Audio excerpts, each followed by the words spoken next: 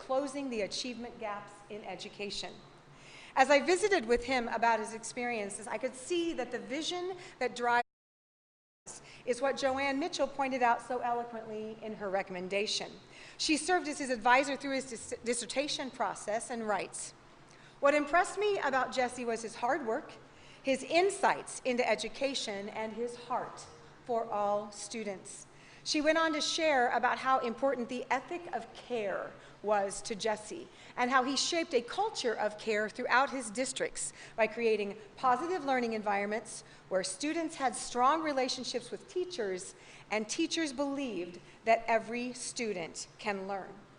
Cynthia Phillips, who served as a first-time principal and athletic director under Dr. Ulrich, and who is now the executive director of high school education for all of Cedar Rapids, said he was a consummate mentor.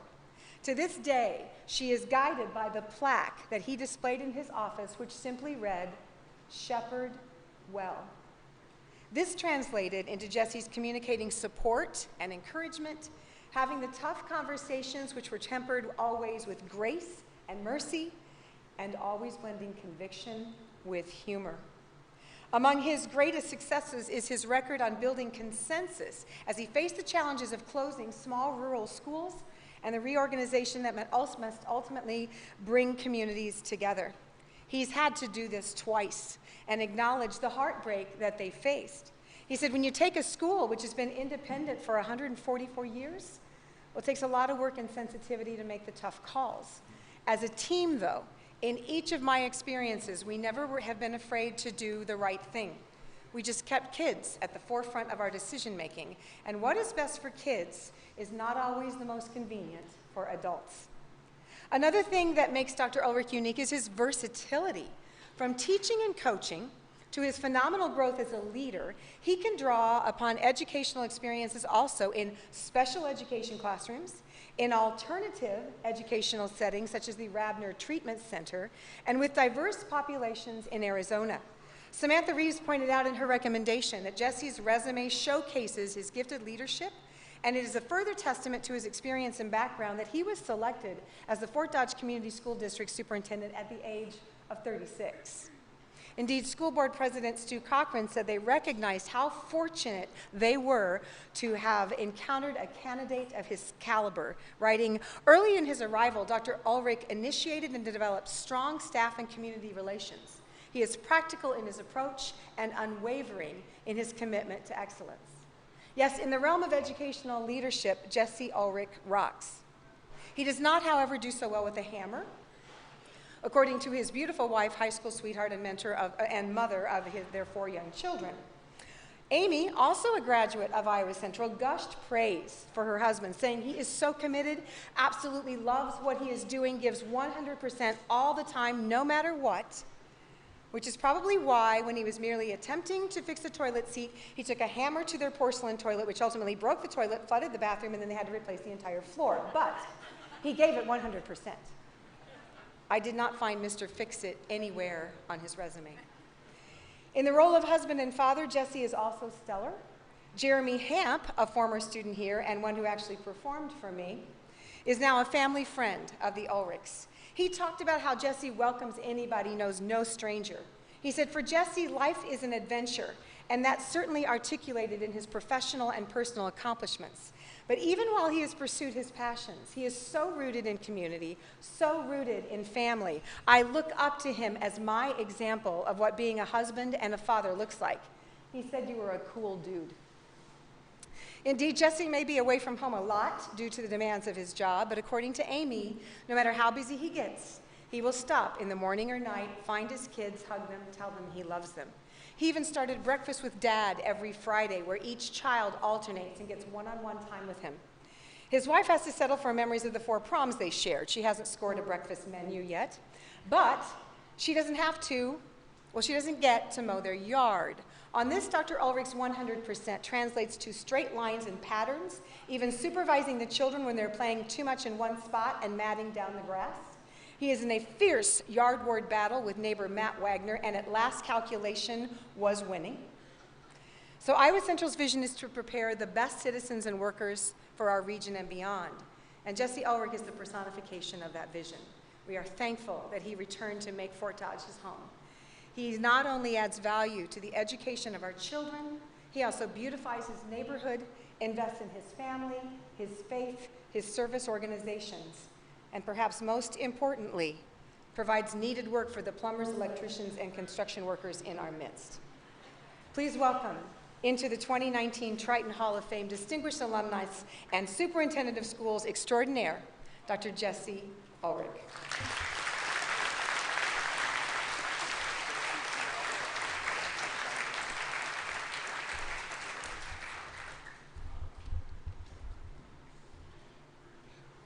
Thank you, Teresa, for the humbling introduction and a few pot shots. For the record, Matt Wagner's yard is not better than mine. Let's make that clear. I appreciate Iowa Central Community College and the Education Foundation for organizing this event and the opportunity to be a part of it. I also want to thank my family, especially my parents, Daryl and Tori Ulrich, for being here and supporting me along my educational journey. So, I'm not sure if distinguished alumni speeches are supposed to start this way, but last week I was at the Chinese buffet in Hy-Vee. And when I opened my fortune cookie, it stated, "People you look up to are speaking kind words about you." And listening to Mrs. Jackson, it looks like my cookie was correct. I've been blessed to be associated with passionate and loyal leaders who have served on my teams. I look up to each and every one of these individuals as they have helped me be the best version of myself. And part of my team is here tonight. If they could stand up in the back, if you could give them a round of applause as they care for kids at Fort Dodge Community School District.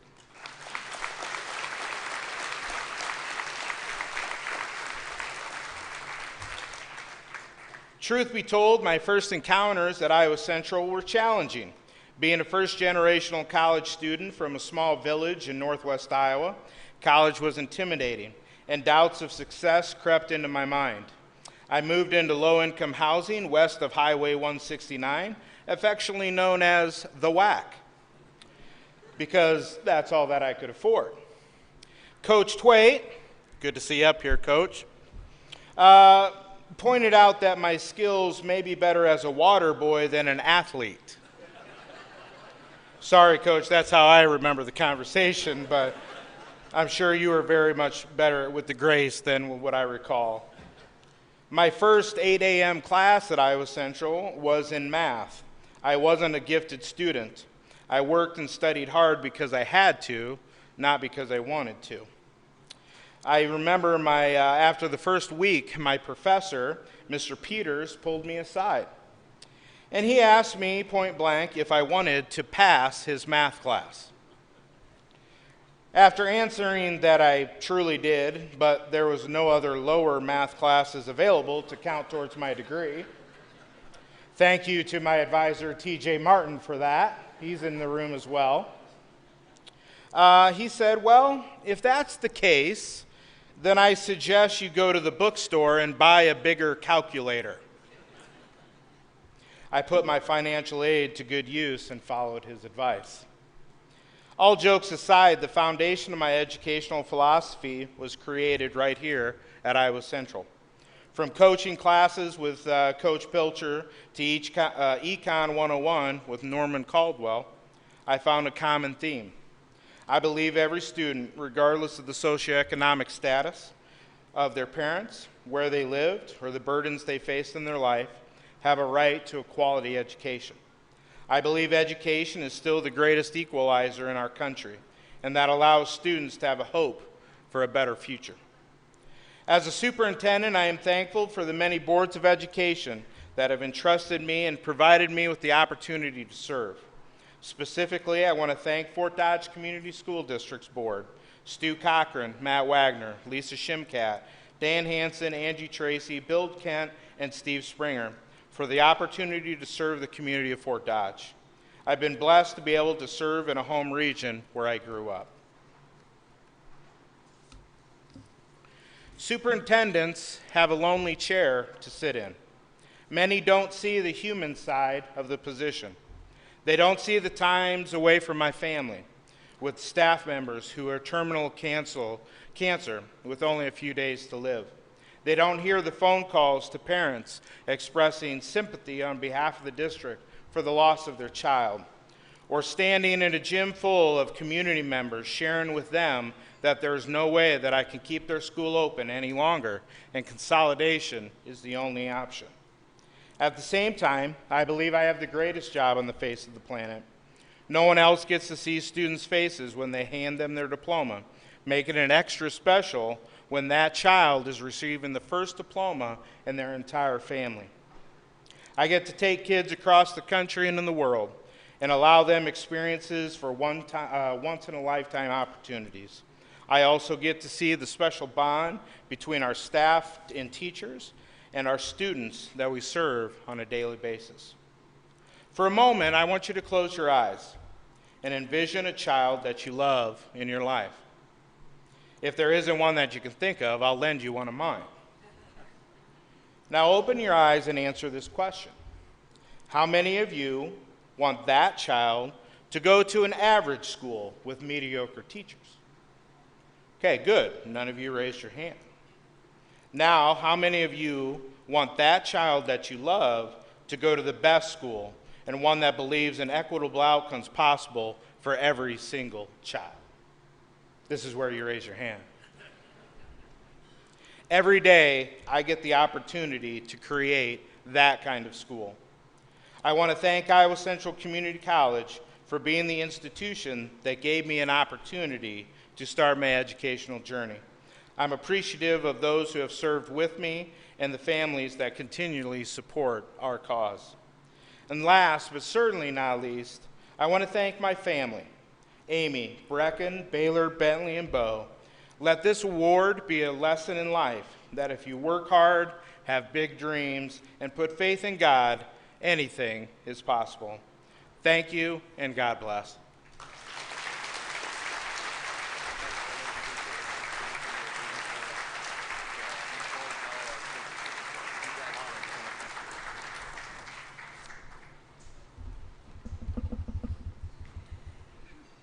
A culture of care, an impressive resume.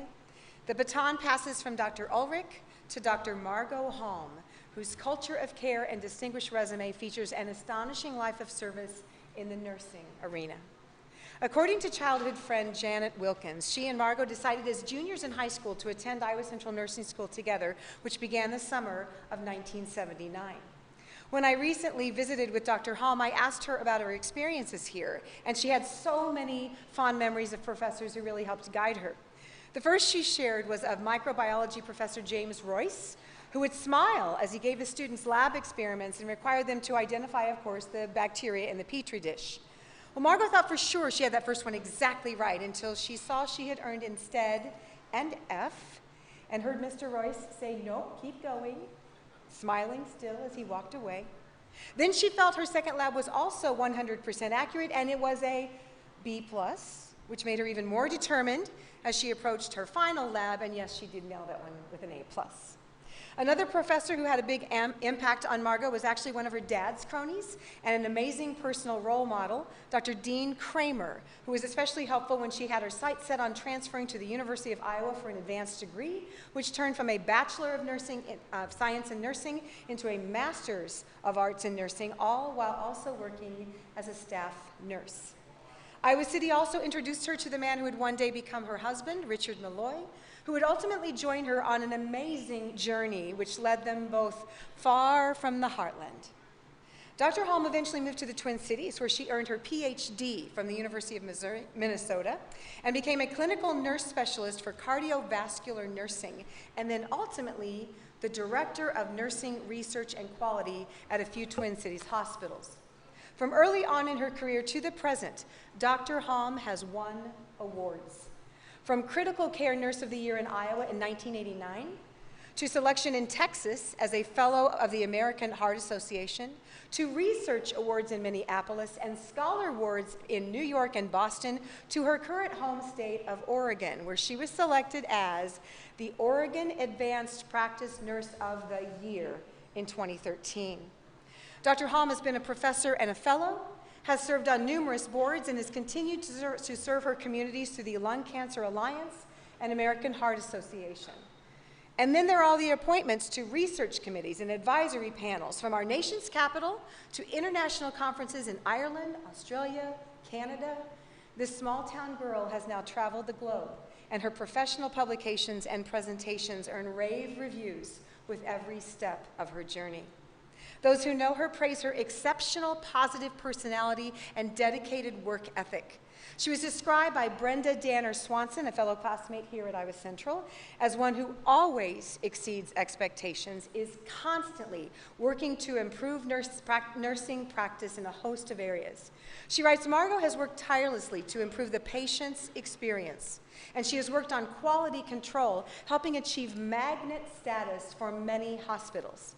She has received numerous accolades for her nursing clinical knowledge and expertise. She's an exceptional worker, a kind and giving person, and a strong nursing leader.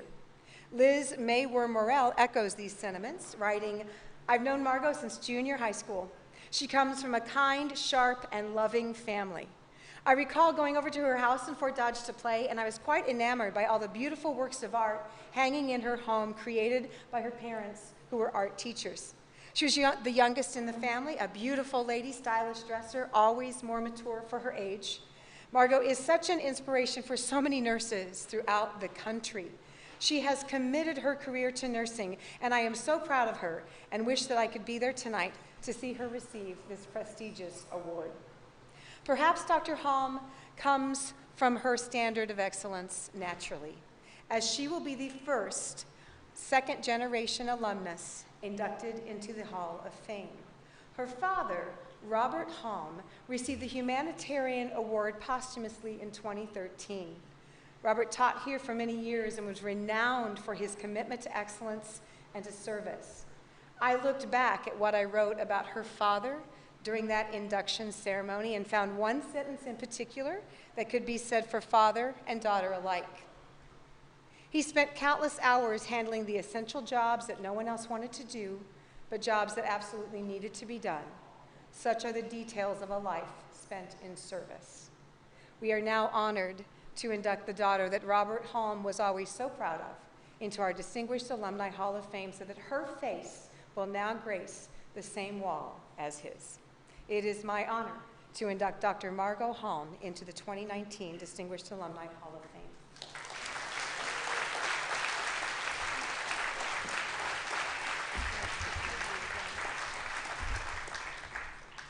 Thank you, Teresa, Dr. Kenny, Iowa Central.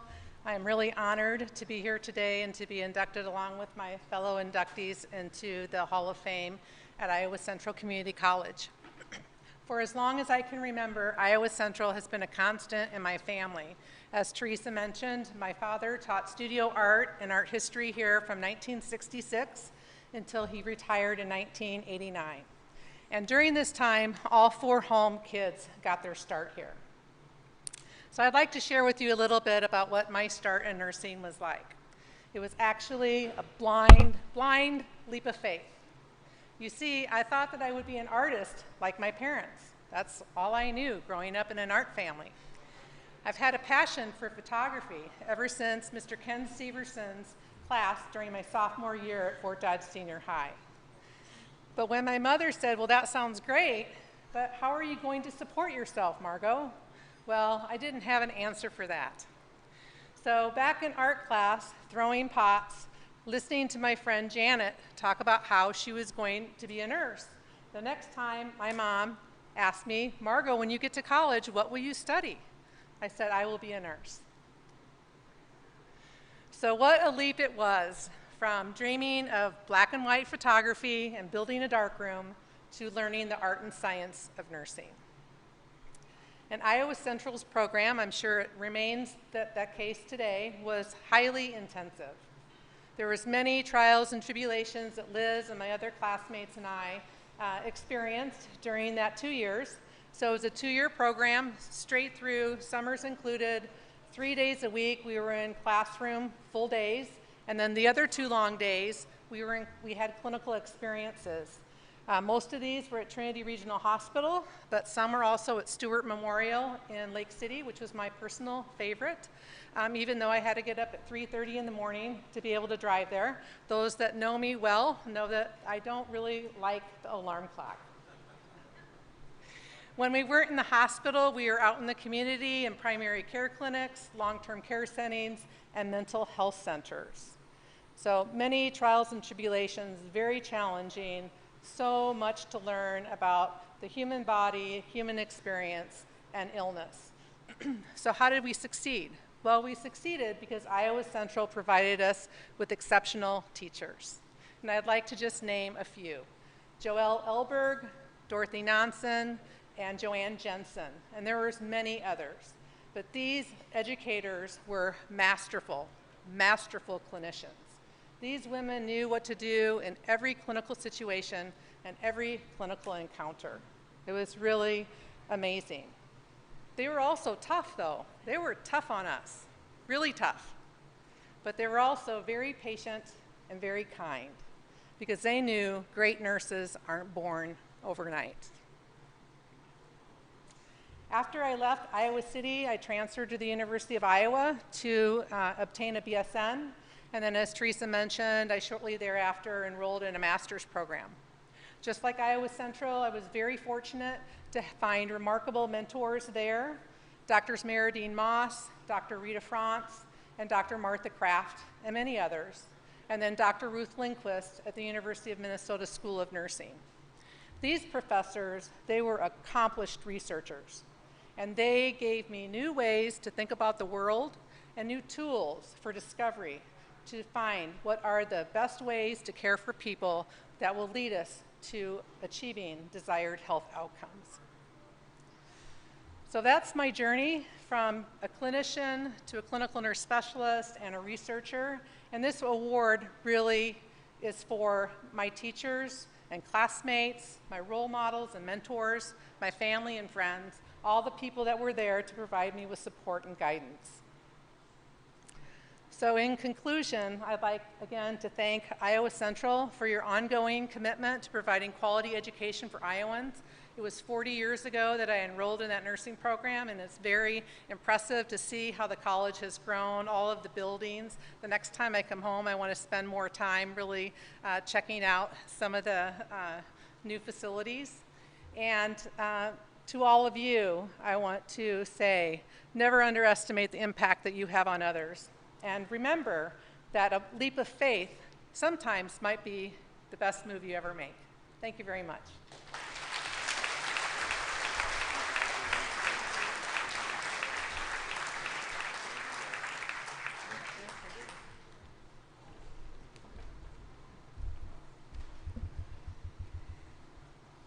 Charles A. Walker has lived an uncommon life, one which took him from the farms of Eagle Grove across oceans in military service and back to the heartland for several different kinds of service. Many know Charlie from maybe just one facet of his life. Some might think he's merely the scorekeeper at the St. Edmunds basketball game, or the track and cross-country starter at area track meets, or they've seen him working on the famed blue ovals of the Drake Relays. Perhaps some have encountered Charlie at celebration shindigs as he works tirelessly as a promoter and treasurer for the organization which brings such amazing national entertainment to Fort Dodge. Perhaps some even recall Charles from his glory days on the drums with skills that got him inducted into the Rock and Roll Hall of Fame. Indeed, Charles Walker has a variety of passions. He began his post-secondary educational career at what was then known as Eagle Grove Junior College and went on to earn his BS in economics from ISU. Following this, he enlisted in the U.S. Army Security Agency and began his military service. Charles is a Vietnam veteran who served in the Vietnam for 11 months during 1970. Prior to being stationed there, he was trained as a cryptographic analyst working to break enemy codes. He was an honor graduate of his class with the highest test score for that military occupational specialty. When he returned from Vietnam, he served as an instructor in that program and was honorably discharged in March of 1972. Perhaps it was his service to our country which led him to be such an active promoter, director, and legal counsel for the Brushy Creek Area Honor Flight.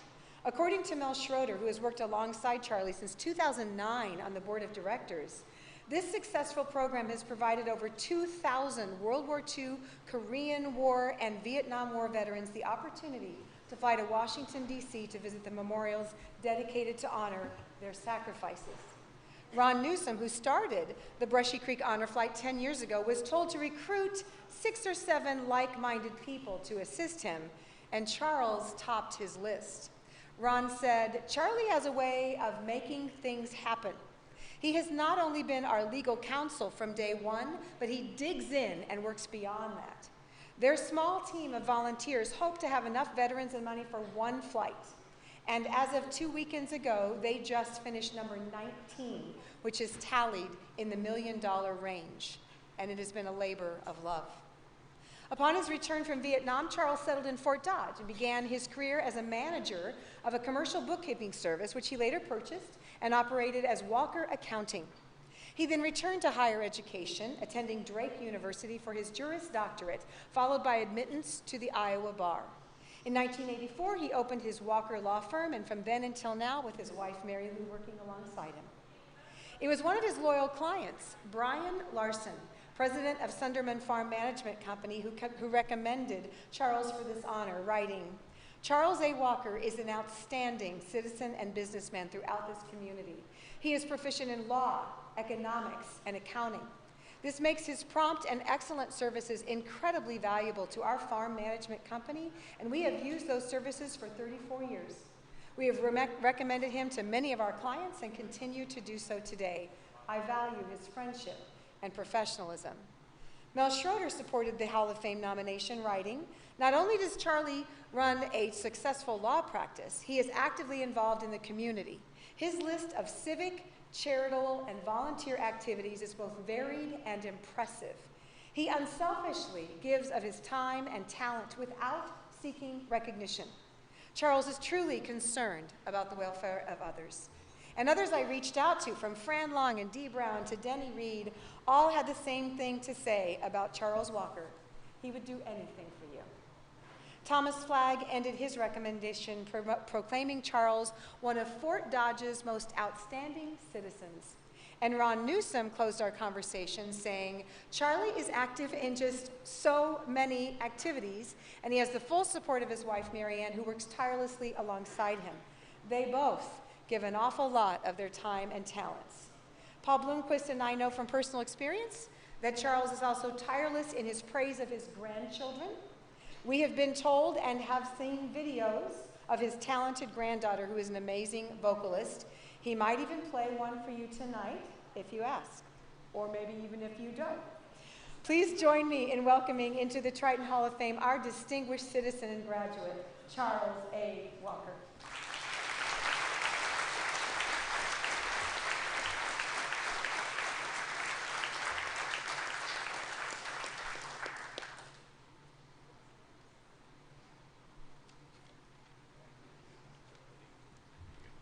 Good to see you.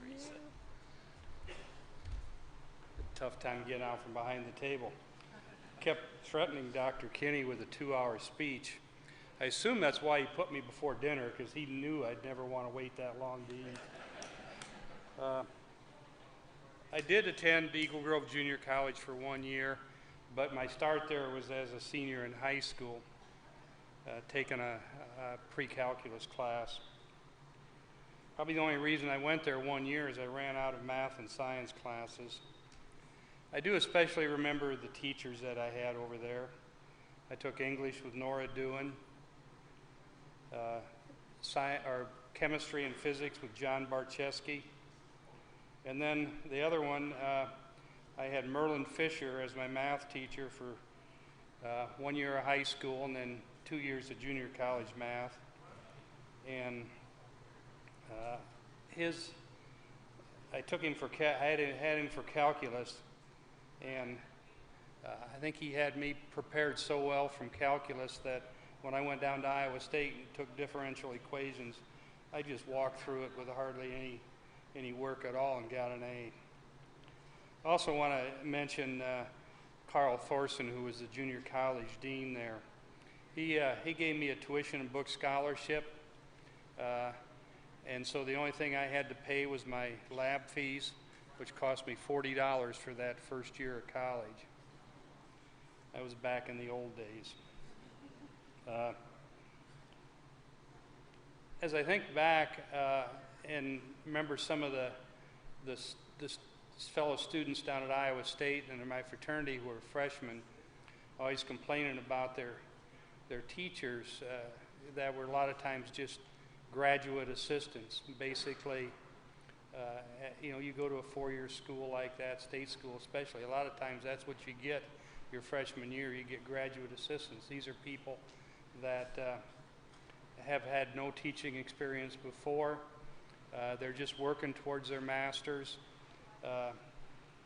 As compared to the junior college, community college, where every teacher here has been here for several years, has taught for several years, and they all at least have a master's, if not more. There's kind of three axioms I want to bring up here and mention. Think one, and this is kind of intended for my granddaughters over there, never be afraid to try something new. I think as Teresa alluded to, I was 35 when I went back to law school. I was married, had two young kids, and I just packed them up, moved to Des Moines, and did it. But I'm glad I did. The other one I have is kind of one of my mottos of life. It said, "Take your responsibilities, but not yourself seriously." I know I think back, I used to coach grade school and middle school track for the St. Edmunds kids. And one of my comments to the parents always was, yeah, coaching them young kids in track is easy. I said, they take one look at me and run like hell. The other one I got, and I firmly believe, is you can be happy wherever you live if you're involved in the community. And I've been extremely happy in Fort Dodge. My involvement in the honor flight is probably the most rewarding thing I've done in my lifetime. And that work has been easy for our board because of the support we've got from the rest of the community. And I would really like to thank Ron and Mel, Tom Dorsey, Dan Payne, Russ Naden, and Mike Kopp for asking me to be a part of that. Because boy, it's been my love. I also want to thank Mel Schroeder, Tom Flagg, and Brian Larson for nominating me for this honor. Thank you.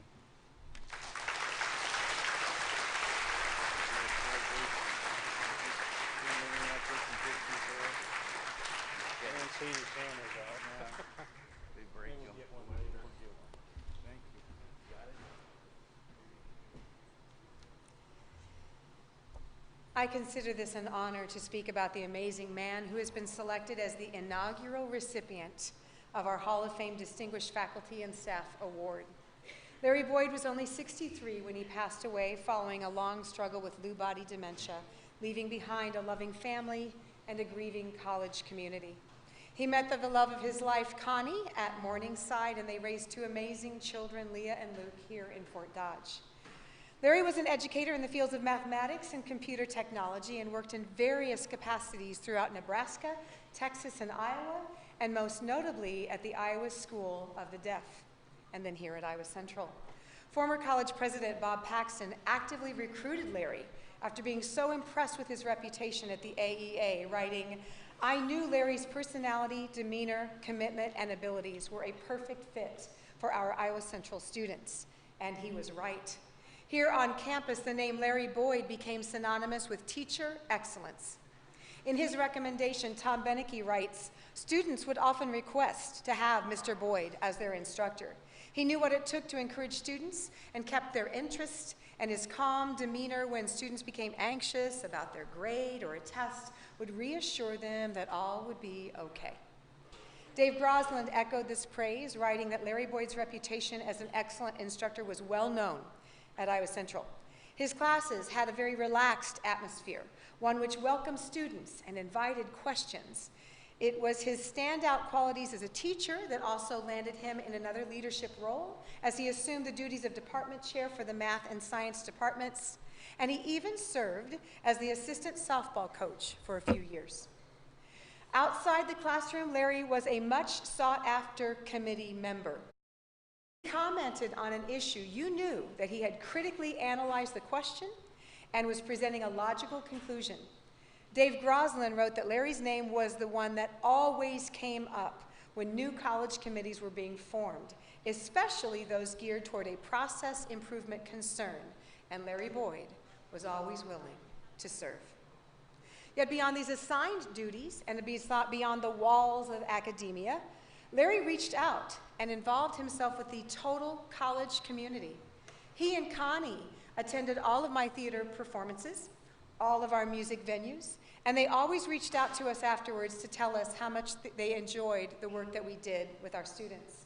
Furthermore, Larry could also be seen at numerous sporting events. Tom Beneke mentioned he would often be seen on the football field, keeping the first down marker on the sidelines, or keeping the shot clock at our basketball games. On the home front, Larry was a phenomenal husband and father, and sports were an integral part of their family. He and Connie were actively involved with their children's youth sports programs, as Larry coached many of their teams through elementary and middle school until they progressed through high school, where they became avid Dodger supporters. Larry was a coach whose sense of humor and quiet kindness touched the lives of all who played for him. He could often be found playing slow-pitch softball and tennis, and my husband and I often crossed paths with him and Connie as they walked our neighborhood, always together, always connected, both in the rearing of their children, in their dual careers here at Iowa Central, and in their faith walk at First United Methodist Church. Dr. Paxton closed his recommendation with these words: on a personal note, Larry was a neighbor and had a very positive impact on my family. He touched my life through his actions. His commitment, care, and passion for doing things right was seen in his daily walk. I truly admired him. He followed with, because Larry was quiet, he didn't stand out. He didn't look for accolades. Thus, now and then, it might have been easy to overlook all of his accomplishments and the lives that he touched. Yet even as I write this, he said, I am moved to tears because Larry was a person of strong character who loved his family and gave endlessly to the college and the community. Dave Grosland thus summed it all up with these truths. Larry Boyd set the bar that all educators should strive to reach, but more importantly, his personal standards of living served as a model for all who had the good fortune of working alongside him. I couldn't agree more as I bestow this honor posthumously upon our beloved colleague, Larry Boyd, our first recipient of the Triton Hall of Fame Distinguished Faculty and Staff Award.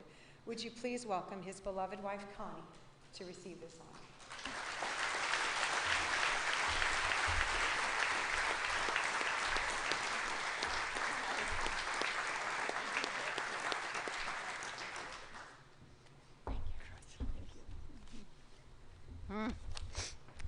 Okay, I thought I could do this. I don't know.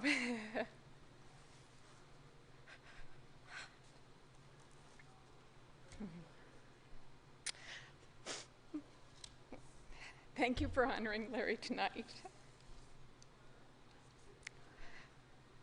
Just give me a moment. The evening, of course, would be a little bit better if Larry were here to accept it himself. I so wish that would be possible.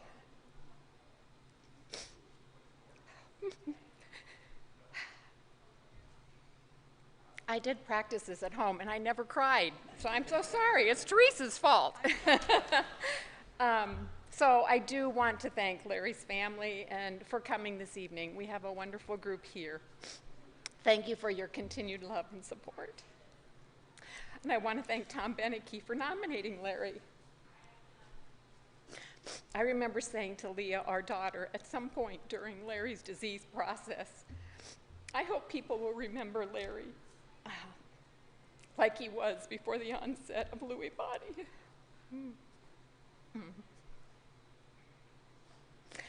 And this evening does just that. You remembered Larry for who he was. Thank you, Tom. Tom, are you here? Tom is not here. Okay, thank you, Tom, and for any others that provided support for his nomination. I can't say enough how grateful I am for you to remember him. Larry enjoyed working at Iowa Central, or I really should say Larry loved working at Iowa Central. It was a perfect fit for him. Iowa Central gave him the opportunity to do what he loved, and that was to teach and to use his math skills. He loved teaching the students and working with students or staff and faculty from all areas of the college. Larry also had a passion for almost any kind of sporting event, whether he was playing in them or a spectator. Softball and tennis, of course, were probably some of his favorite sports. He played slow pitch softball for many years when we were first married. And then, as Teresa mentioned, he coached Leah's team, traveling softball team. And then, of course, he joined Craig Stripling and coached, or was the assistant coach here at Iowa Central, and loved that. I'm sure Craig Stripling would have some stories to tell about their trips to Florida. Larry also had played many tennis matches with friends and, of course, with our son Luke. He enjoyed time on the softball field with Leah and the tennis court with Luke. That time, I hope you know, Leah and Luke were very precious to him. So Iowa Central continued to provide Larry with the opportunity to be involved with some sporting events. Yes, he was a member of the football chain gang. He helped keep score. He helped run the clock. He loved sports, and whatever he could do to be involved, he enjoyed that. Iowa Central was a great place to work, and it provided Larry with many wonderful opportunities.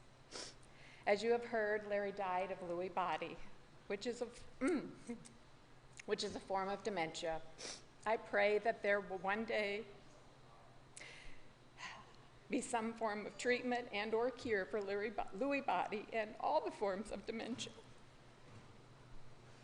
I do believe we will all be affected by dementia, either through a family member or a friend or ourselves.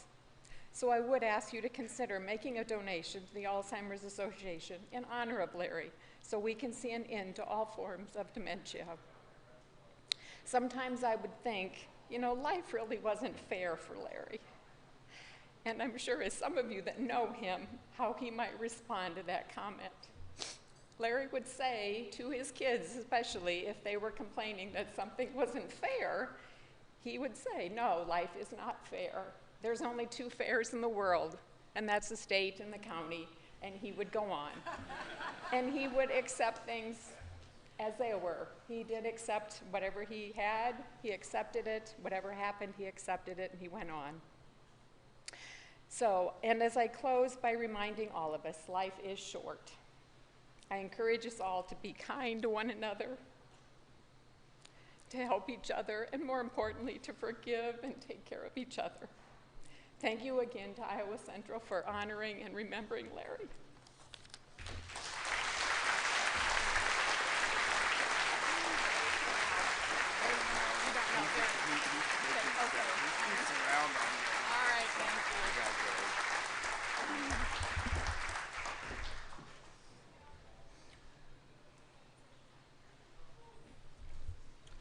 At this time, we'll take a break in our ceremonies and do dinner.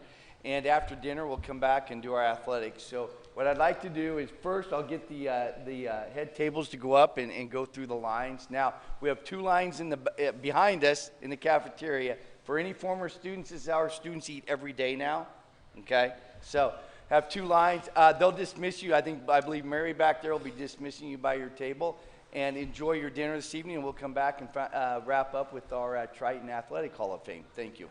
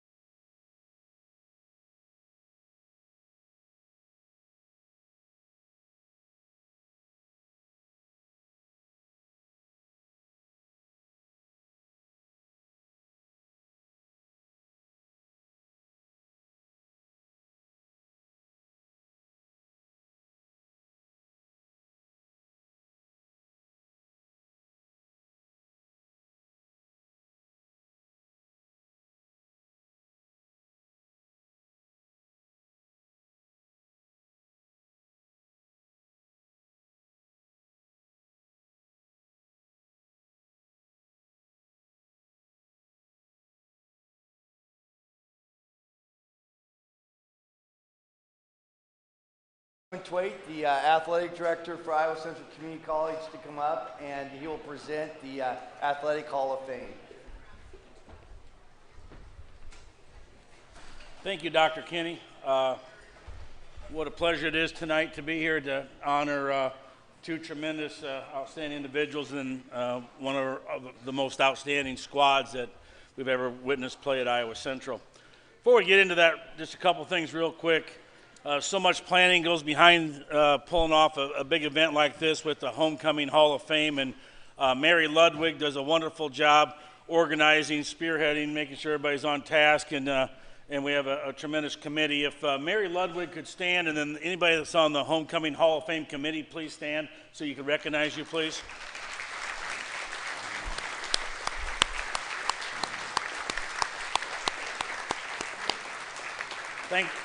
Thanks a lot. They do a super job. And then what a meal by Great Western Dining. I mean, what a meal that was provided by us. And Stephanie and Monica and everybody, tremendous meal there. Before we get into the first induction, you know, Dr. Ulrich, you know, kind of took a stab at me with that darn water boy thing. And I was so excited when he became the new superintendent at Fort Dodge High, because I knew what kind of blue-collar work ethic, common sense, and just a guy that's going to knock the ball out of the park and has a great human side to him and knows he can inspire faculty, staff, and everybody to go above and beyond. But then they put his salary in the paper? Oh, my gosh. I called the board president, Stu Cochran, and said, was there too many zeros behind that? He said, no, it's real. So way to go, Jess. Way to go, Jess. I had to get back. He got me. All right, we'll get into it now. The first inductee on the athletic side is Eric Josephson.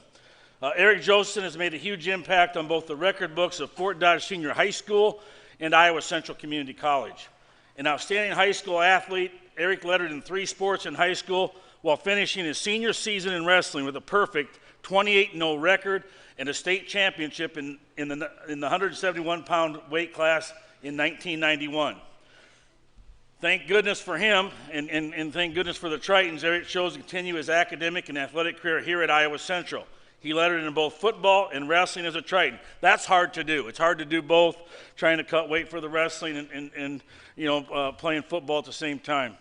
Eric's sophomore wrestling season found him tearing his ACL early in the season. He was not able to compete again until postseason competition. He maintained his conditioning by a disciplined routine of swimming, biking, and lifting weights. Head Triton wrestling coach Denny Fredericks termed it nearly impossible, as with very little practice time on the mat, Eric won both the district and the National Junior College Athletic Association championship at the 167-pound weight class in 1993. Josephson's success at Iowa Central propelled him to a full-ride wrestling scholarship at the University of Nebraska. Eric had 2 30-win seasons while competing for the Huskers. He qualified for 2 NCAA National Wrestling Championship tournaments and was named captain of the 1996 Nebraska Cornhusker wrestling team. At one point in his career at Nebraska, he was ranked number 6 in the country after defeating 2-time NCAA champion Mark Branch from Oklahoma State. Eric graduated from Nebraska in 1997 with a Bachelor of Science degree in Industrial Mechanical Engineering.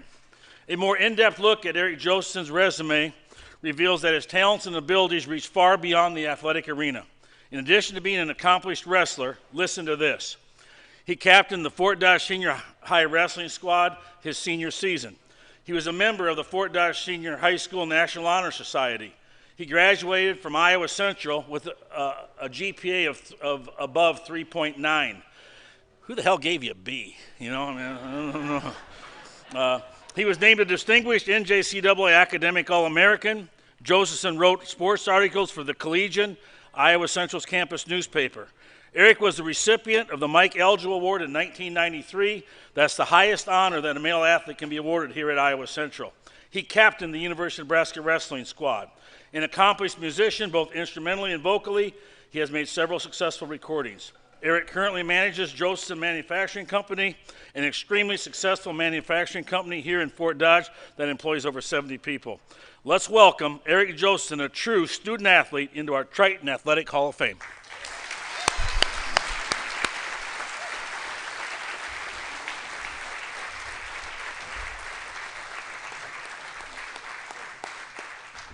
Doctor. Thank you, Doctor. Thank you, Coach Twait, Dr. Kenny. I'd like to say thank you to my coach, Denny Fredericks. His last year coaching at Iowa Central was the year that I won. And, much appreciation for my experience here at Iowa Central. It was a stepping stone to bigger and better things, as it's been for many other of my peers and kids today and in the future. So just very, very grateful for that. I'd like to thank my coaches, Jim Allison, Tommy Thompson, Ed Birnbaum, Mark Ostrander, and Denny Fredericks. Ultimately, I must thank my mom and dad for their love and support, and suffering through the hard times as well as the big wins that we've experienced.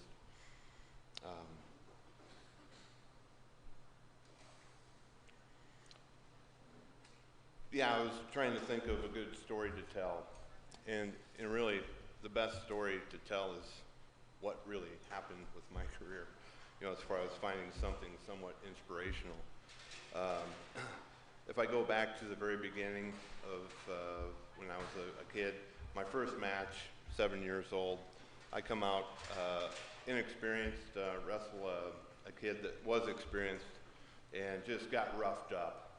Bloodied my nose, bloodied my mouth, pinned me. I could see his brothers in the around the mat, all yelling at him what to do, and I just remember, it's somewhat traumatizing. So I remembered walking off the mat, thinking, I think I've had enough of this. But of course, my dad, he's been a great coach, as good as anyone could ask for. He'd kept pushing me along and just kind of said, well, we got to start somewhere, so I went down to work with him the next day, and in the bathroom on the wall was this little painting hanging there. I never looked at it before, but I stopped by and I read it, and it was the poem, Don't Quit. And I don't know, I'm sure most of you have maybe heard the poem, Don't Quit, but it really says a lot. And when I think about, the perseverance that I had and the issues I had to overcome, injuries and challenges that you face, that you always need to keep a positive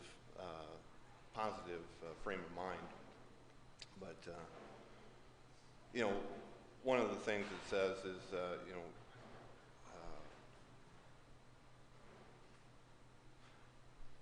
success is failure turned inside out, the silver fringes on the clouds of doubt. And I like that one, and that just kind of stuck out in my mind. And so, my dad, he tells me, it's your first match, you lost, but we're going to figure out how to win. We got to learn to believe. We've got to learn to believe in ourselves. We've got to learn to believe in God. Have faith. Work hard. Set some goals. Make it happen in your mind. See it happen in your mind. And then make it reality. He's an early riser. So 4:30 in the morning, before school, we'd be up, go run the hill route, 2.5 miles, go hit some iron after that, and those were, those cold mornings in the winter. It didn't matter rain or shine. We did it. He carried me through that, and so a big part of that is learning the work ethic that it took to succeed.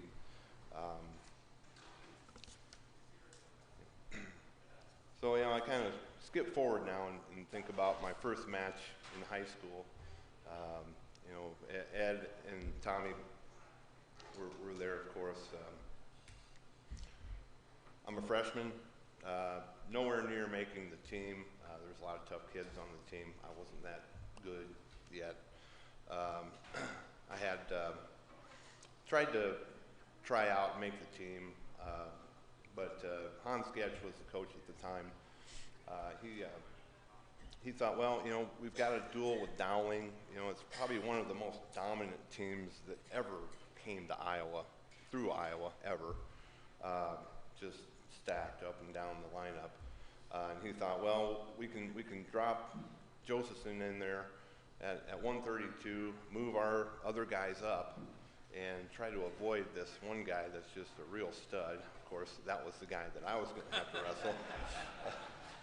Like the toughest guy on the toughest team, you know. So anyway,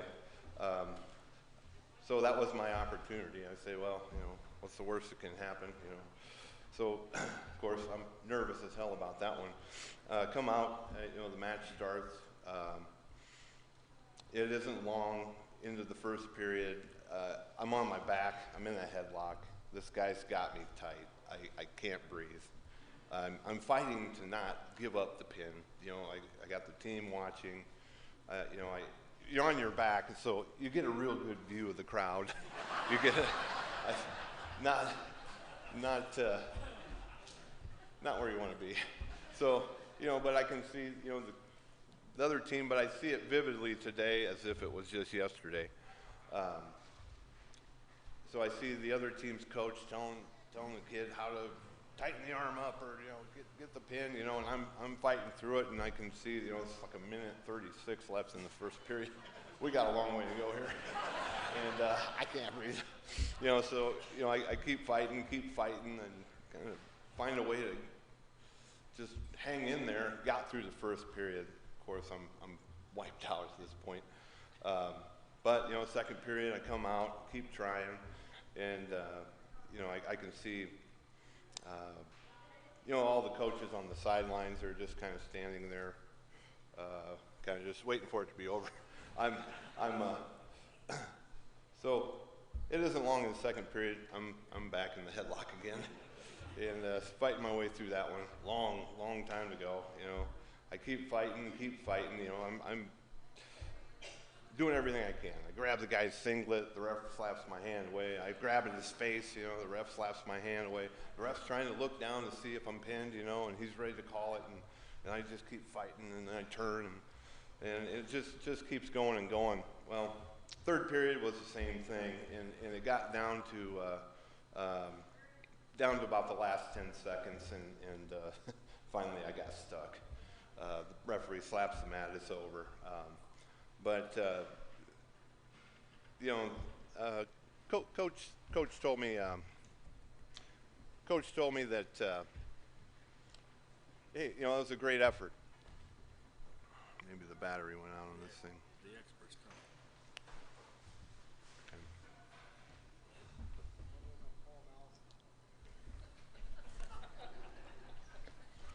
There, it looks like it turned on. Okay. So I'll fast forward end of the season. Okay, my freshman year, I lettered 0-1, so I had one loss. Everyone hears me? Okay. So we're at the sports banquet, you know, and we're all lining up. The coach has all the kids on the team get on the right side of the gym, and then he starts calling them one at a time. You know, calls their name, says some things about how they did this well, they did that well, they had this, looking forward to this year.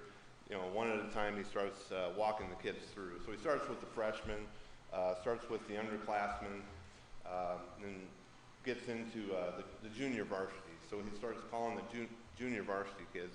They start walking through. And but he doesn't call my name, and so now it's just varsity kids and the starters, and I'm standing there, I'm looking at the coach, I'm like, you forgot me, why am I still here, you know, like I don't belong with these guys, and coach says, no, you stay right there, you know, I'm like, oh, okay, you know, So he keeps calling people, you know, now he's calling starters, guys that had winning records, and keeps calling them by, Hans Sketch. And I'm starting to feel a little uncomfortable about this, like why am I here still? And so then it gets down to just me and Brad Brule was the state champ, undefeated kid, obviously our most valuable player, valuable wrestler for the year. And so I'm kind of flushed, maybe embarrassed at this point, or just kind of flabbergasted what's going on.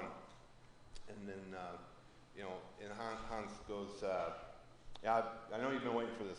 This is Eric Josephson. He's going to be the next state champion for Fort Dodge High. And then I walked by. And I thought, well, you know, that was really cool. I don't know why I deserve that. But, you know, I think that he saw something, you know, in the effort that I put out, and that I wasn't going to give up. I don't like to lose. And I work hard. And, you know, his prediction 3 years later, my senior year, it did come true. I was the next state champ for Fort Dodge. So I just thought that was really cool that the way that he did that. Of course, I already had a lot of faith in myself and belief in what I could do. But it kind of built a sense of destiny that I could become the next state champion and achieve these goals. So that just drove me to work harder and hit the iron harder, work year-round, go wrestle in matches all summer long. Of course, I love playing football too, so I did that as well. Fast forward here now to you know, my state champion. So I mean, I guess back to the moral of the story: don't quit. You know, back to the poem. You know, my state championship match. I'm undefeated. The kid I'm wrestling is undefeated. Number 1 versus number 2.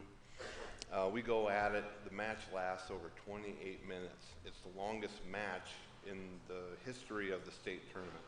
So, you know, 4 overtimes.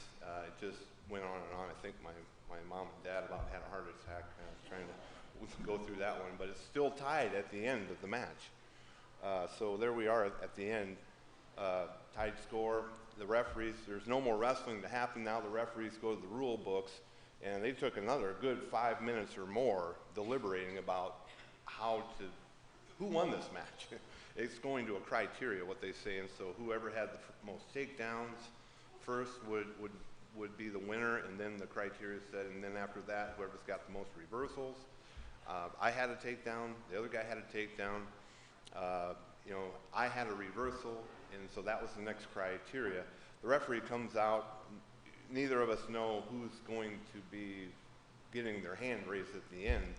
And, you know, so I'm just thinking to myself, you know, I'm praying, I'm you know, just trying to will this to happen, you know, something that's out of my control now. The referee raises my hand, so, you know, I won the state championship. It was just an emotional, you know, way to win it, and just a dramatic, you know, win, the way that all happened.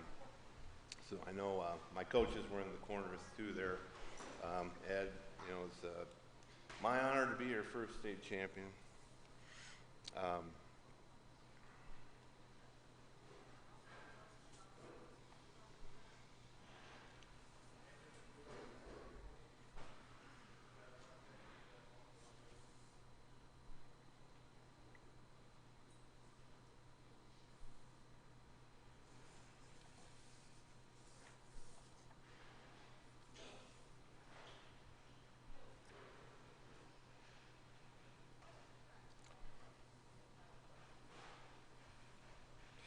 So we fast forward now into junior college.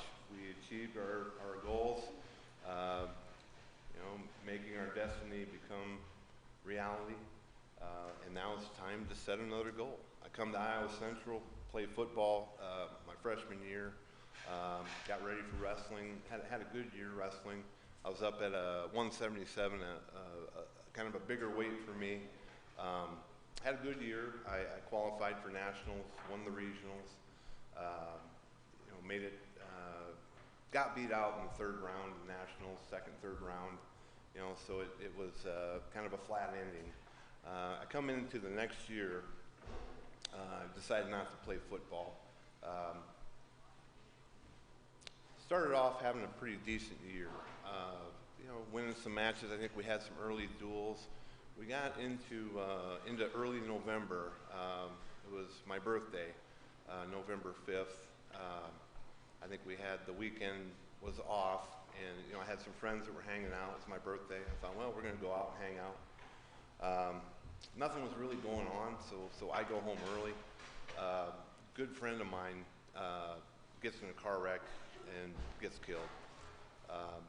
So it was just a real gut shot. You know, losing a good friend like that. The next week, I'm at the Drake Open tournament.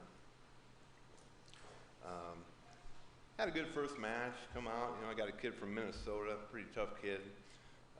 He comes from behind.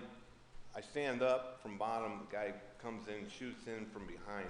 He just took my knee out, bigger than life. So blew my ACL right there, and right then and there. And you know, it was, you know, you could hear the pop. It was just classic, you know. So that sucked. And so I go, come home. You know, mom and dad, you know, we called the doctors up. We actually went to the Mayo. We went and got all the opinions we could. You know, they talking, well, you need surgery. Let's just do it. You know, the guy at the Mayo was like, you know, it's whatever you want to do. You know, I'd maybe wait, you know, and see. So a week or two goes by, you know, and there's about 6 weeks, 7 weeks left in the season. You know, I decided, well, I'll just do what I can. I started lifting weights, whatever I could lift, jumped in the pool, swam, you know, just tried to keep myself in shape. Eventually, I got to the point where I could walk again. You know, my legs were strong, you know, because I always lifted a lot of weights. So I had a lot of stability. So even though without an ACL, I was still able to wrestle. I didn't wrestle at this point, but I think the thinking was with Coach Denny, and you know, thinking about it, we're going to just hang in there, get to regionals, and we'll see if you can wrestle. You know, so just kind of hung in there, strengthened myself up, got ready, went out, and lo and behold, I was able to wrestle. So won regionals, qualified for nationals. So we got another week. I had a tough time cutting weight, so I mean, all I could do was lift weights over the last 2 months. So I was pretty bulky, pretty strong too, really. So that really worked out in the end, the way that happened. Tough cut though, tough getting down. You know, get to nationals. You know, have a couple shaky first matches. You know, just coordination. Just hadn't been in the groove for, you know, a good month and a half. But, you know, not feeling too bad. Knee tweaked a couple of times. You know, a little pain here and there, but it wasn't, you know, blowing out or anything. So we'll just keep going. You know, just won my semifinals match. Next thing you know, we're sitting here in a couple hours to go before a championship match. Got a big shot here. Might win the big one. So I was just sitting up in my, I just went up to the top of the bleachers, up in a dark spot, just kind of kept my mind out of the fray there for a while, just to kind of be calm, and just sitting there thinking about, like, you know, kind of what a crazy year it had been, and like how I had actually gotten to here, you know, and these thoughts about, you know, don't quit, you know, the silver linings of the clouds of doubt that are out there. I could have just gave up, you know, but you know, lost my good buddy, you know, nursing this knee, and kind of a miraculous comeback. You know, I just felt that sense of destiny was present again. So.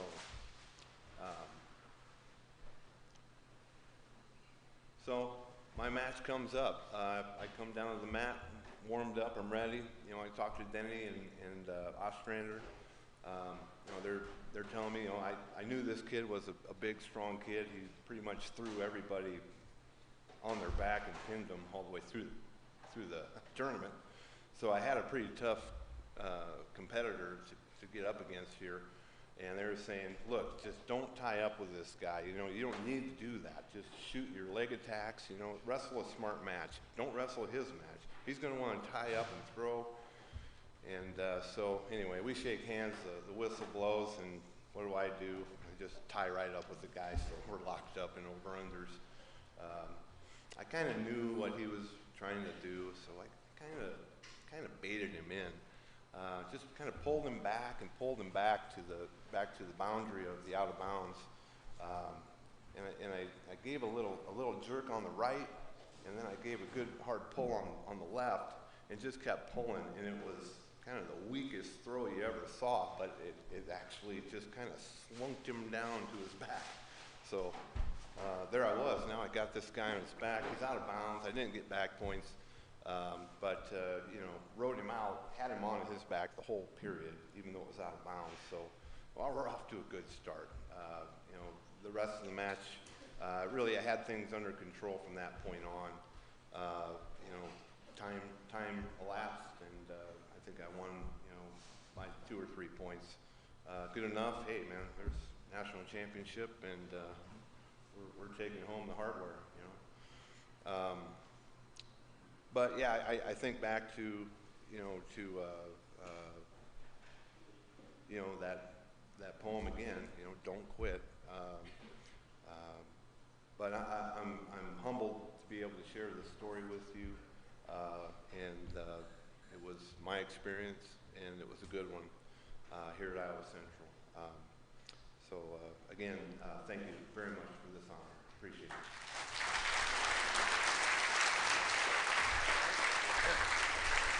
There you go.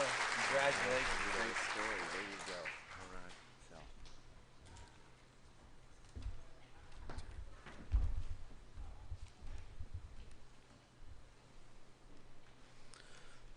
Our next nomination for the Triton Hall of Fame is Joe Anthonson.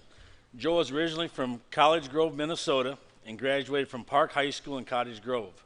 Joe arrived on the Iowa Central campus in the fall of 2001 and played baseball for the Tritons during the 2002 and 2003 season. Individually, Joe earned many honors and awards during his 2-year career at Iowa Central. He was twice named as a first-team All-Region infielder, as he was a mainstay at the top of the Tritons batting order for 2 seasons. His name is prominent in the all-time records at Iowa Central baseball, including 4th all-time in runs scored and 6th all-time best on-base percentage. At the conclusion of his sophomore season, Joe signed a scholarship to continue his playing days at NCAA Division I Campbell University, located in North Carolina. Individual stats only tell a fraction of why Joe is a Hall of Famer here. Joe played on 2 Region 11 championship teams and 2 NJCAA Division II World Series qualifying teams. The 2002 team finished 4th in the country, and the 2003 team finished the national runner-up. Joe brought a competitive spirit to those teams like maybe no other player in the history of Iowa Central baseball. Winning mattered to Joe, and the teams he played on won a lot. The 2002 and 2003 teams combined to win 82 of the 107 games that they played. Assistant coach Neil Adams described Joe as easily the most hard-nosed, competitive baseball player that I ever coached. Teammate Justin Meyer commented, "When your best players are your toughest, good teams turn into great teams." The great teams Joe played on at Iowa Central were great because of him. Joe continued to dominate on the baseball field after Iowa Central.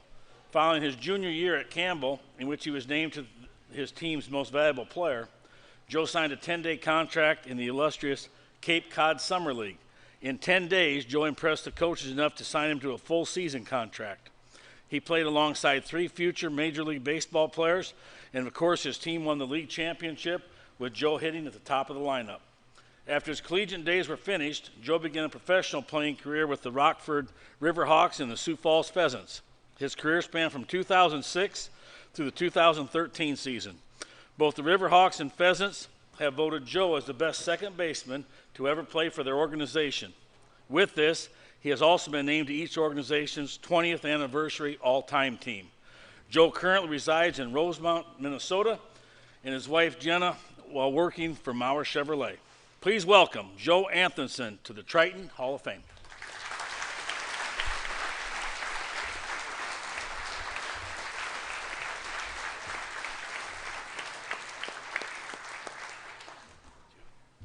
Thank you. Might have to, is this thing go any shorter? How's everybody doing tonight? Do we have any Hawkeye fans out there?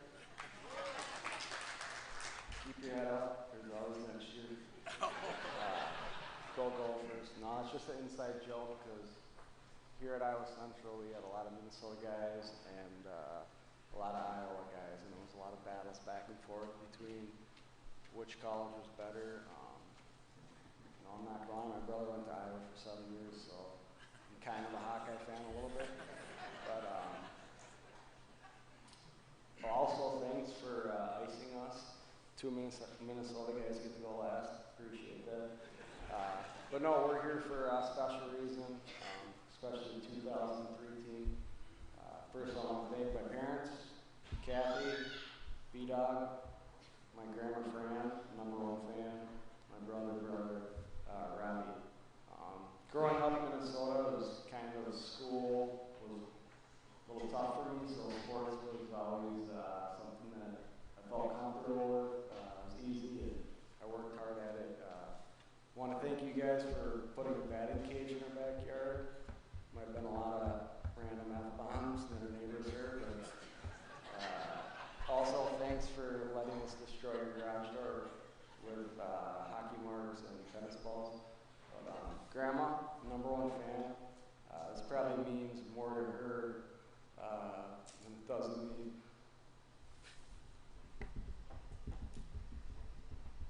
I knew this was going to happen.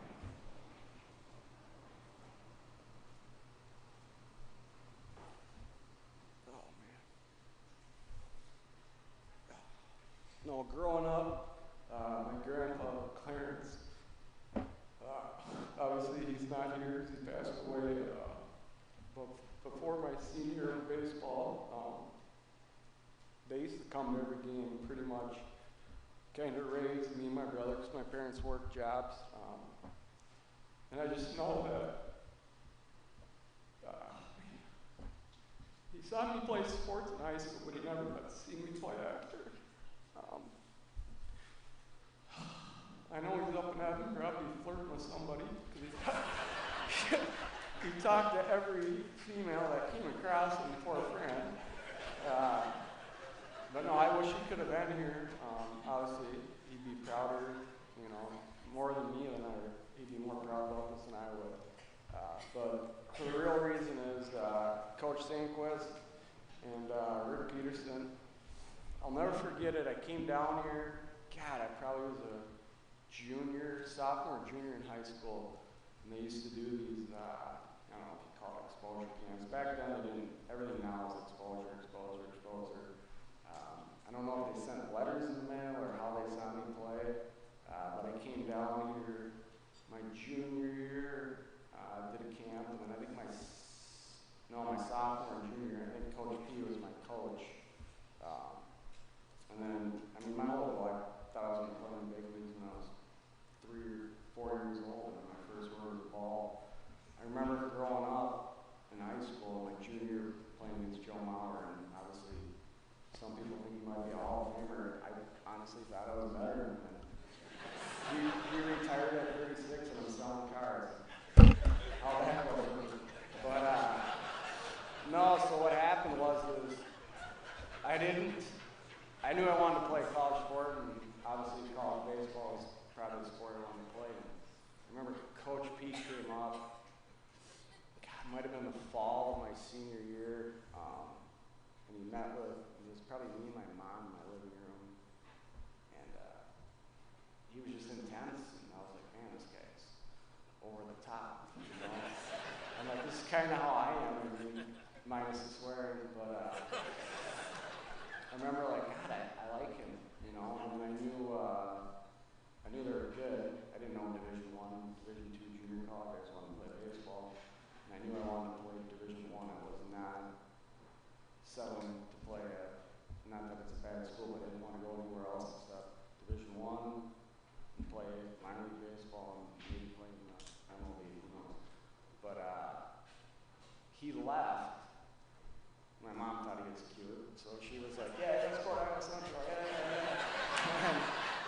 was like, well, you know, whatever. And I don't even remember when I ended up signing. But as soon as I got down here, it was, I mean, once a week my mom's calling in, how's Jordan in school, how's Jordan in school, worried about me 24/7. Then I became the captain of study hall for 2 years. Every Tuesday and Thursday, we would go up and we would do homework. Everybody else except me, I'd probably do fake signatures and my number on it. This is what it's going to look like when it's all said and done. But no, the big thing is memories. Obviously, we went to 2 Junior College World Series. I played with a lot of guys that were just special ball players, and we loved to compete. And we were super grinders, blue collars, guys were kind of what we were going to get at a junior college level, in my opinion. But it was an amazing experience. The one thing I take back from it, though, is more the wins and losses don't really, I mean, that means everything when you're playing, but when I look at it now, it was more like Coach Sankquist. Some of these guys never played with him on the 2003 team. I played with him as a head coach, and he kind of set the table and the tone. And then when Rick took over, would have been my freshman summer. I mean, I knew him because I talked to him every day about school, not so much baseball, just like, hey, you got to stay on top of it, on top of it. But they set the table and it was more teaching us life lessons. I mean, who does bear crawls in a baseball player? Are you kidding me? Let's run a couple sprints and move on. But it was, from the time you got off the bus to your shirts had to be tucked in, clean shaven, Kyle Bear and Lucy Erie, you know, no hats on. It's just life lessons that you learn going through it that you think they're the craziest things ever for doing them. But it's kind of got me where I'm at now. And I would say if you were to look around and look at everybody who's come through this program as a baseball player, they've been pretty successful in what they've done, whether it's selling cars like me or Justin Sobel doing brain surgery at Rochester Mayo Clinic. I don't even know what he does, I just know he works there. You know, or Luke Ryman owning a couple CrossFit gyms, Kyle Byrne being the mayor of Johnson Brothers Liquors, Wine and Liquors, and so on. But they're just good people, and it's funny because I went golfing yesterday, and I golfed with Neil Adams, being my brother. I think it might have been the first time my brother actually met him, and he was like, boy, I see who's the one who never got in trouble and the one who was. But he's like, I bet you don't remember any of the teachers at Iowa Central. And I'm like, yeah, you, Coach B, and Judge Brown. And he's actually here today, right over there. And we were talking about it. He goes, I always liked the baseball games because they had to sit in the front room, and God, those coaches just ran a tight ship. And I'm like, yeah, if you miss class, that's the last thing you wanted to do. It was the nightmare. You run the hill, run on a treadmill for 3 hours. I mean, you couldn't even imagine the stuff we did. But like I said, it built us into the people that we are now. And that's one thing that a lot of coaches get into this wins and losses. And it's, I mean, that's why I came here to win, to go to Junior College World Series and hopefully win. But it didn't stop after that. It was a process in my head that all the stuff they taught me, now I carry that to my life today. Also, want to thank my beautiful wife, Jenna. Probably would have never married me if you saw me play baseball. You would walk the other way and say that guy's nuts. But no, thank you. It's a super honor to be here. Hopefully, Steiner can take over the reins and get into the promised land. I think it's in Oklahoma now, if I'm correct. But super good event. It's tough to follow. A lot of people talking, and you're kind of sitting there going, what am I going to do? I don't even have a speech. But, no, I want to say thank you guys. Super big honor, and enjoy the night. Thank you.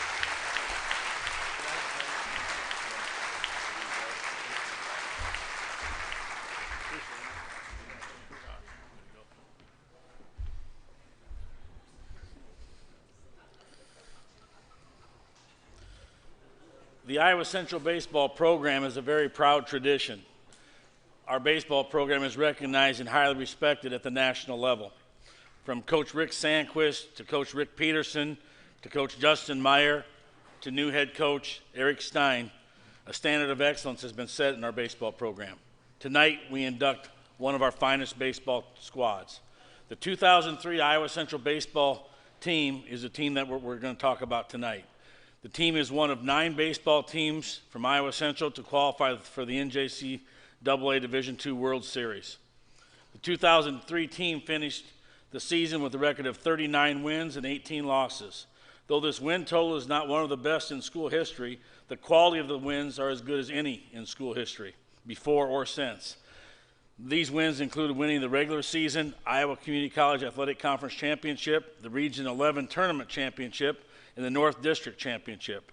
The Triton squad ripped off 3 straight wins at the NJCAA Division II World Series to set themselves in the national championship game. Unfortunately, the Tritons ran into a hot Grand Rapids, Michigan team in the championship round and lost back-to-back games to settle for a national runner-up finish. But how many people get a chance to play for the national title? I mean, it's hard, and the guys we're going to recognize, and the coaches were able to do that. Justin Sokol and Brett Jensen were both named All-American pitchers. After the conclusion of the season, Sokol was selected by the San Diego Padres in the 17th round of the Major League Baseball draft, and Jensen would be drafted by the Baltimore Orioles in the 45th round. In total, 19 players continued their college baseball careers at four-year institutions. Think about that. 19 of those fellas on that team continued their college education playing baseball at four-year colleges and universities. This included 9 players signing NCAA Division I scholarships. Before the 2003 season started, the idea of accomplishing the feats that this team was able to accomplish seemed unreachable, as we only had 2 returning offensive starters and 3 returning pitchers from the 2002 squad. The characteristics of grit, determination, and teamwork led to one of the most memorable and successful seasons in Triton baseball history. It is with tremendous pride that tonight we induct the 2003 Iowa Central Triton baseball squad into our Team Hall of Fame.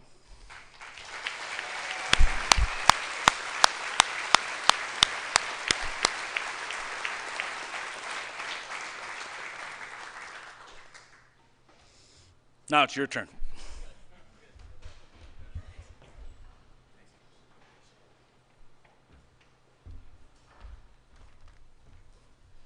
Hello, my name is Matt Merrick. I was a freshman catcher on the 2003 team. First, everybody from the 2003 team, please stand up for a second, just so everybody can see who's on attendance. We got a lot of guys back.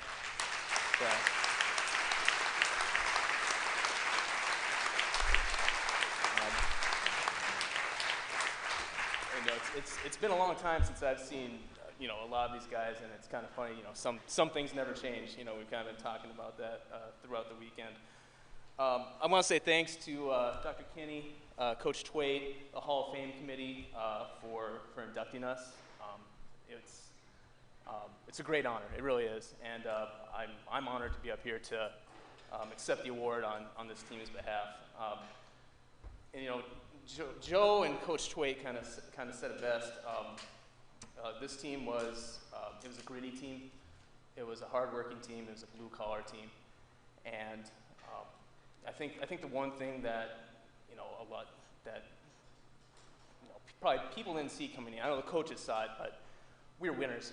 I mean, we were winners up and down the roster, and I kind of went back into some of the the Iowa high school archives and the Minnesota archives, and just trying to count how many state championships and how many Legion state tournaments and state tournament appearances that all the guys on this roster made, and I think I quit counting at like 20-some or something like that.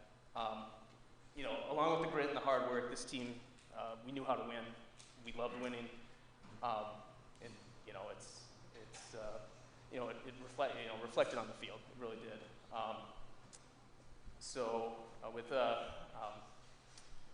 I just want to say also, it's awesome that Joe's in. Like I think you mentioned, 3 Hall of Famers, 3 Triton Hall of Famers were on this roster with Brett and Justin and now Joe.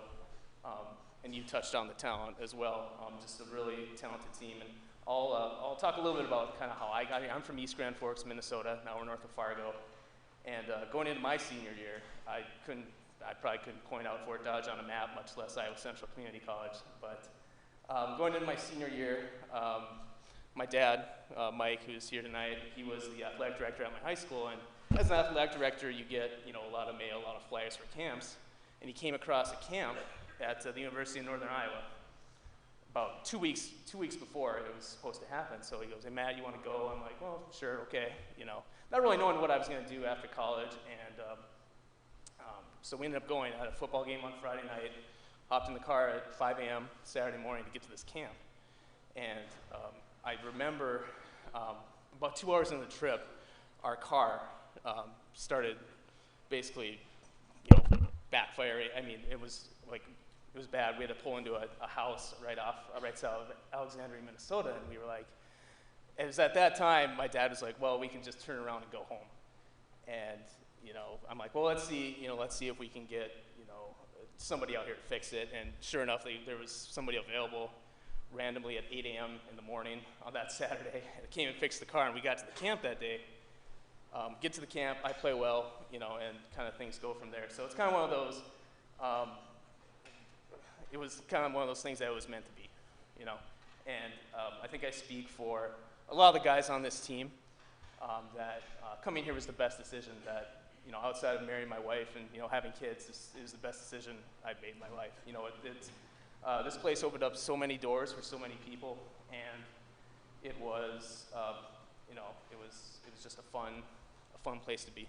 And, it gave us so much. And for that, I want to, on behalf of our team, I'd like to say thank you to the school, thank you to Dr. Kinney, everybody involved in the school. This place gave me so much. I know it gave my teammates, a whole lot too. So I just wanted to tell a quick story. I actually played with Joe at Campbell University as well. Me and Luke Ryland went out there with him. He was a big reason why I went out there. And I'll tell you a little story about myself. I talked about this team being winners and being very competitive. I had to go to counseling in first grade for losing in gym. I would get so mad losing in gym class that I had to go to counseling. So in my head, I thought I was a little crazy. When I first got to Iowa Central, my freshman year, Joe was a sophomore, I knew I wasn't that crazy. But like I said, it goes back to the fact that we were winners and we were competitive, and we were a team that kind of played with a chip on our shoulder. I'll talk about the season here really quick. We actually started off the season about 9-7. We were a young team, a lot of freshmen. Kind of got off to a slow start. We kind of hit our stride in the middle of the year. Played really well throughout the rest of the year. Got into the playoffs, the regional tournament. I think we won our first 3 games, lost to Kirkwood, came back and then beat them to win the regional championship. We then played Bethany Lutheran in Mankato for the district champion to go to the World Series, swept them, and lo and behold, we're in the World Series. And I was talking to my teammates. That series we got hot right away, and it didn't hurt that we had probably 2 of the best pitchers in the country, and Justin and Brett out there. Won our first 2 games. Brett Iverson comes back with a gutty performance, throwing 10 innings in the 3rd game against Bevel State, and we're sitting pretty. We won the first 3 games. We just need to win 1 game. The team we ended up playing, Grand Rapids, Michigan, actually lost their first game, had to come all the way through the losers bracket. So we're sitting there with Brett and Justin, 2 of the best pitchers in the country. And I vividly remember, it was after the 3rd game, standing in our parking lot of our hotel, talking about what our championship rings were going to look like. Famous last words. But for whatever reason, it wasn't meant to be. But it was still an amazing experience. And my 2 years here were amazing. Really, this 2003 team was, it was one of the best teams that I played for. And again, on behalf of the team, I just want to say thank you to coaches, thank you to administration, professors, teachers, everybody involved. Like I said, this this place played a big part in my life and where it headed, and I'm sure a lot of the guys can say the same too. So thank you again for this honor. Appreciate it. Thank you. Thanks, man.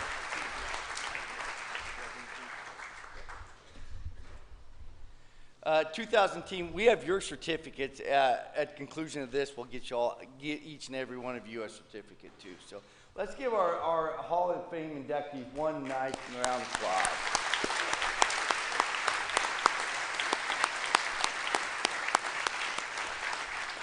Again, I'd like to thank you for being here today, and I think the what if, I think you heard a lot of those stories this evening. So it's great every year to get the alumni back on our campus and really look at what we've done in their lives. So this concludes the formal presentation this evening. Now, the live auction tables will close at 9 p.m. this evening, so if you've got anything or last minute out there, again, thank you. The bars will be open. Enjoy the conversation. Again, thank you for being here this evening.